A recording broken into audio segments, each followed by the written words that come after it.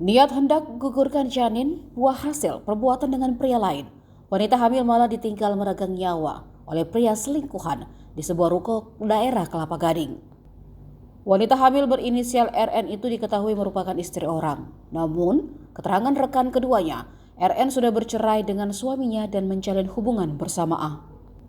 Korban tengah mengandung anak dari selingkuhannya itu. Untuk menutupi aibnya, ia dan selingkuhan A kabur dari Lampung ke Jakarta untuk mencari kerja, sekaligus mencari cara menggugurkan kandungan. Namun saat pendarahan, A justru meninggalkan RN sendirian hingga akhirnya meninggal dunia.